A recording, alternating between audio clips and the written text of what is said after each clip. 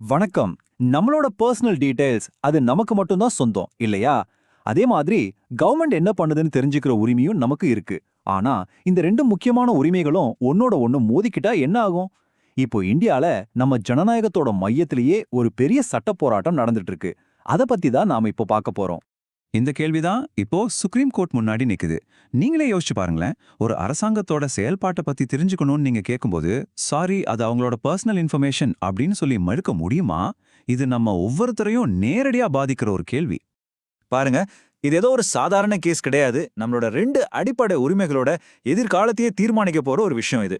நம்ம தலைமை நீதிபதியே சொல்லியிருக்காரு பாருங்க, இது எவ்வளவு சிக்கலான முக்கியமான விஷயம்னு. சரி வாங்க, இந்த பிரச்சனையோட ஒரு பக்கம் என்னன்னு முதல்ல பார்ப்போம். அதுதான் ரொம்ப வருஷமா நம்ம கிட்ட இருக்கிற தகவல் அறியும் உரிமை சட்டம், அதாவது ஆர்டிஐ. சிம்பிளா சொல்லணும்னா, கவர்மெண்ட் என்ன செய்து நம்ம வரி பணமெல்லாம் எங்கே போகுதுன்னு கேள்வி கேட்கறதுக்கு நமக்கு பவர் கொடுக்கிற ஒரு சட்டம் தான் இந்த ஆர்டிஐ. இது நம்ம கையில இருக்கிற ஒரு பெரிய ஆயுதம் மாதிரி. இப்போ இந்த பிரச்சனையோட மறுபக்கத்துக்கு வருவோம். அதாவது நம்மளோட பிரைவசியை பாதுகாக்க வந்த ஒரு புது சட்டம். இன்னைக்கு நம்மளோட எல்லா டேட்டாவும் ஆன்லைன்ல தான் இருக்கு இல்லையா? ஃபோன் நம்பர்ல இருந்து அட்ரஸ் வரைக்கும் எல்லாமே. இந்த தகவல்களை எல்லாம் தப்பா யாரும் பயன்படுத்திடக்கூடாதுன்னு நம்மள பாதுகாக்க கொண்டு வந்தது தான் இந்த டிபி சட்டம். உண்மையிலேயே இந்த காலத்துக்கு இது ரொம்ப ரொம்ப அவசியமான ஒண்ணு. இப்போதான் அசல் பிரச்சனையே ஆரம்பிக்குது. வெளிப்படைத்தன்மைக்கு ஒரு சட்டம், தனியுரிமைக்கு ஒரு சட்டம். இந்த ரெண்டு முக்கியமான சட்டங்களும் இப்போ நேருக்கு நேரா மோதுது. இதுக்கு காரணம் அந்த புது சட்டத்துல செஞ்ச ஒரு குறிப்பிட்ட திருத்தம் தான். இந்த திருத்தத்தோட பாதிப்பு எவ்வளோ பெருசுன்னு மனுதாரர்கள் சொல்றத கேளுங்க. கவர்மெண்ட் ஏதோ சின்னதா ஒரு ஒளிய வச்சு செதுக்கல, ஒரு பெரிய சுத்தியல் எடுத்து தகவல் அறியும் உரிமை மேல ஓங்கி அடிச்ச மாதிரி இருக்குன்னு சொல்றாங்க. சோ இது சாதாரண மாற்றம் இல்லைன்னு அவங்க வாதாடுறாங்க. அப்போ மொத்த பிரச்சனைக்கும் ஆணிவேர் எதுன்னு பாத்தீங்கன்னா இந்த புது டிபி சட்டத்தோட செக்ஷன் 44(3) தான். இது நேரா பழைய ஆர்டிஐ சட்டத்துல போய் ஒரு மாற்றத்தை ஏற்படுத்துது. இதனால ஆர்டிஐயோட பவரே குறைஞ்சிடுச்சுன்னு மனுதாரர்கள் சொல்றாங்க. இந்த வித்தியாசத்தை இன்னும் சிம்பிளா புரிஞ்சுக்கலாமா?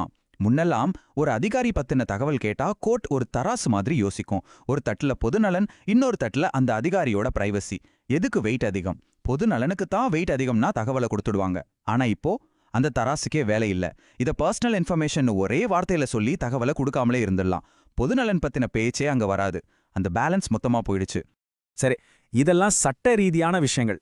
ஆனா இதனால நிஜ வாழ்க்கையில நமக்கு என்ன பாதிப்பு? அதுதான் ரொம்ப முக்கியம். இந்த ஒரு திருத்தத்தினால தகவல் அறியும் உரிமை சட்டம்னு ஒண்ணு இருந்தும் எந்த பிரயோஜனமும் இல்லாம போயிடும்னு மனுதாரர்கள் வாதாடுறாங்க. அதோட பவரே மொத்தமா போயிடுச்சு. அது வெறும் பேருக்கு மட்டும்தான் இருக்கும்னு அவங்க கவலைப்படுறாங்க. இப்போ யோசிச்சு பாருங்க, கவர்மெண்ட் கொள்முதல் பண்றது, தணிக்கை அறிக்கைகள், முக்கியமான பதவிகளுக்கு யார் யாரை நியமிக்கிறாங்க, நம்மளோட வரிப்பணம் எப்படி செலவு செய்யப்படுது, இப்படி எந்த விஷயத்த கேட்டாலும் இனிமே அது தனிப்பட்ட தகவல் கொடுக்க முடியாதுன்னு சொல்லி மறுக்கிறதுக்கு வாய்ப்பு இருக்கு. இது வெளிப்படைத்தன்மையோட ஆணிவேரையே அசைச்சு பார்க்கற மாதிரி இருக்கு. சரி, இப்போ எல்லாருடைய பார்வையும் சுப்ரீம் கோர்ட் பக்கம் தான் திரும்பி இருக்கு. இந்த பெரிய மோதலுக்கு ஒரு தீர்வை கண்டுபிடிக்க வேண்டிய பொறுப்பு அவங்க கிட்ட தான் இருக்கு.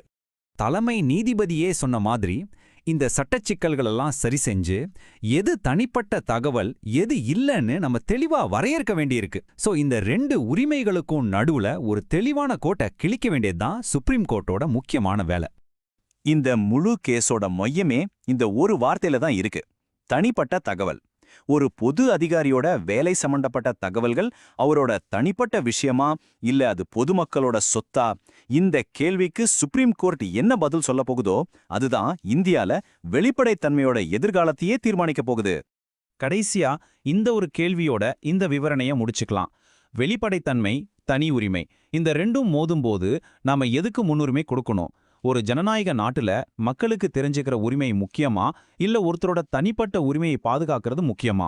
இதுக்கான சரியான பதில கண்டுபிடிக்கிறது தான் நமக்கு முன்னாடி இருக்கிற மிகப்பெரிய சவாலும்.